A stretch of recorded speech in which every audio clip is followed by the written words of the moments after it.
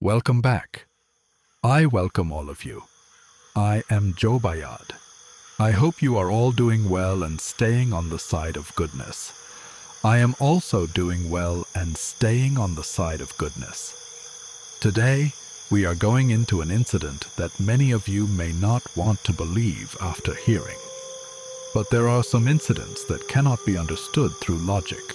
They can only be felt. Today's incident was sent by a brother from Rajshahi. For security reasons, I will not reveal his real name. We will call him Raihan. So, without wasting any more time, let's go straight into today's incident. Assalamu alaikum, Jobayad brother. I am Raihan. The incident I am going to share with you today is something that happened to my own family.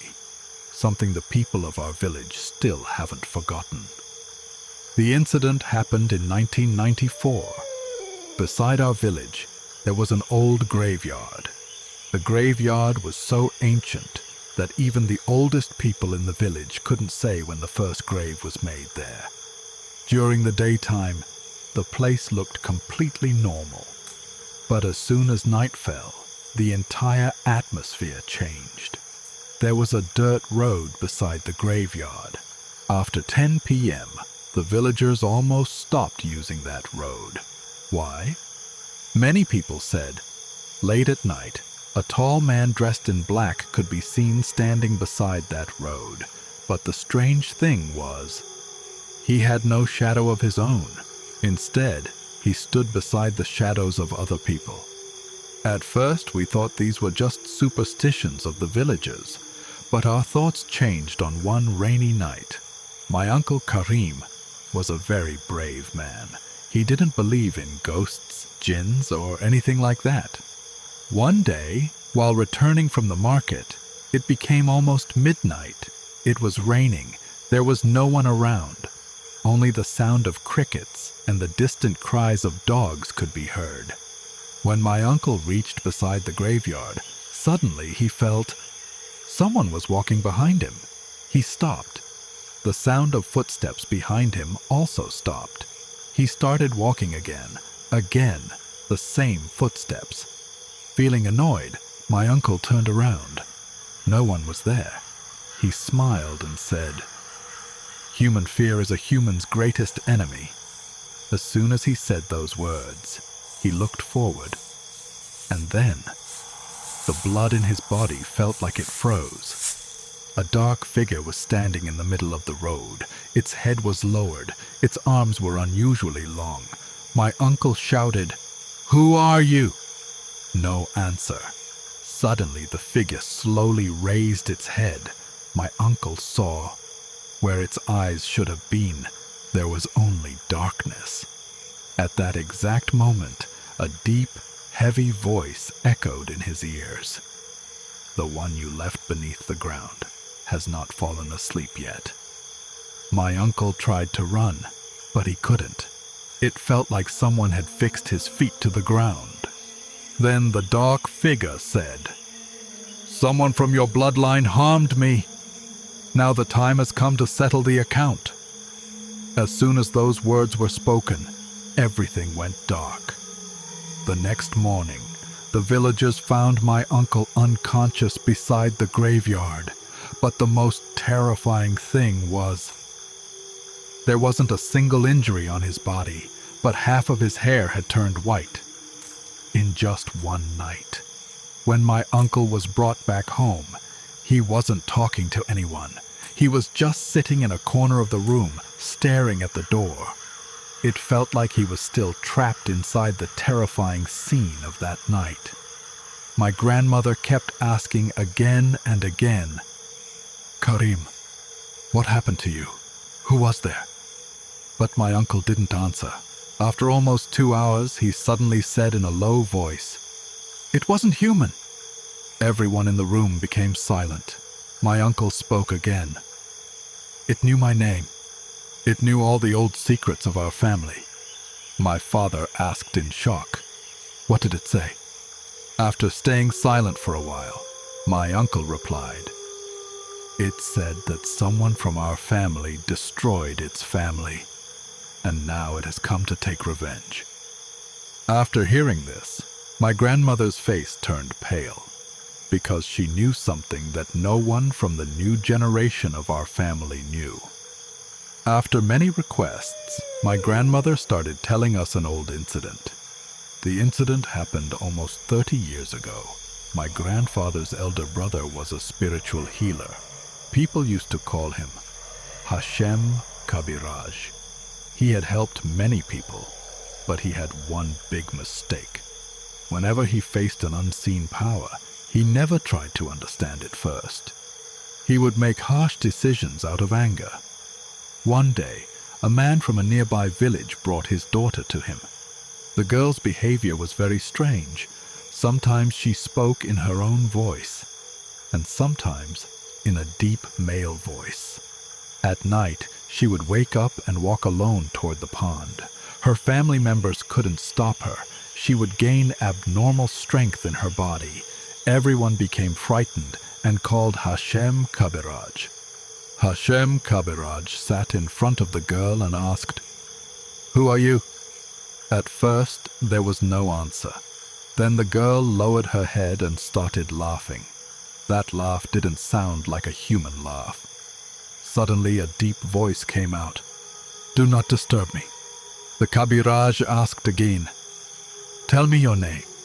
Then the answer came, "If you know my name, you will never live in peace." The Kabiraj angrily said, "I am not afraid." Then the girl's mouth answered, "I belong to the Khanas tribe.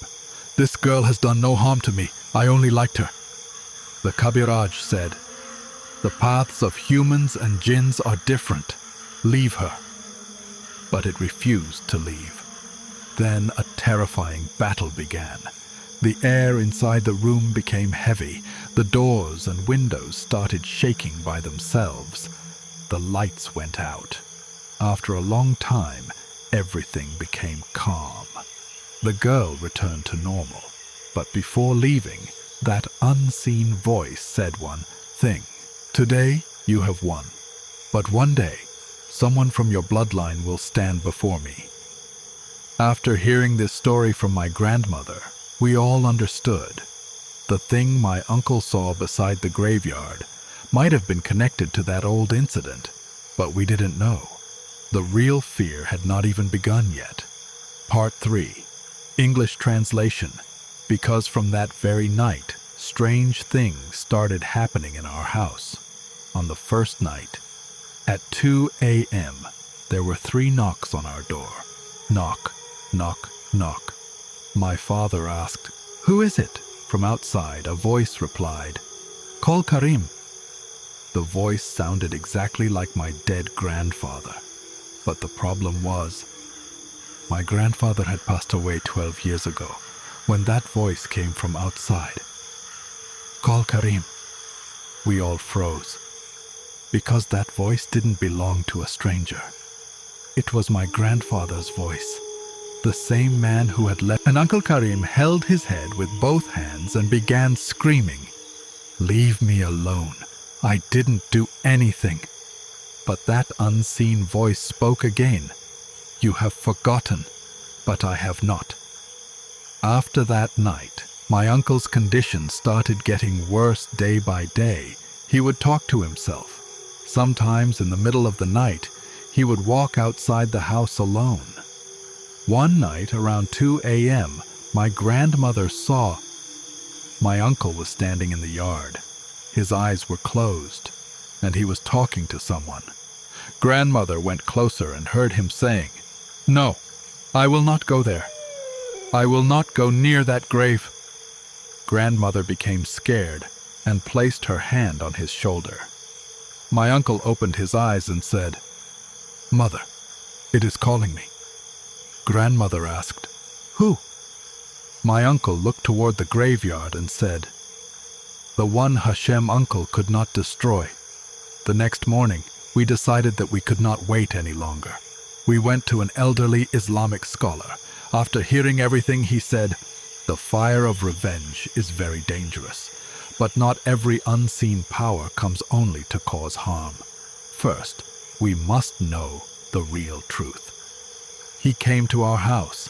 He started reading Hashem Kabiraj's old diary again. Suddenly, he stopped at the last page, because something was written there that changed everything we believed. It said, "I made a mistake. I punished it without understanding. It did not come to harm that girl. But my anger blinded my judgment." We were all speechless. That meant the one everyone had considered evil for so many years. The real story was something else. Hashem Kabira had done something out of anger, and now his family was facing the result.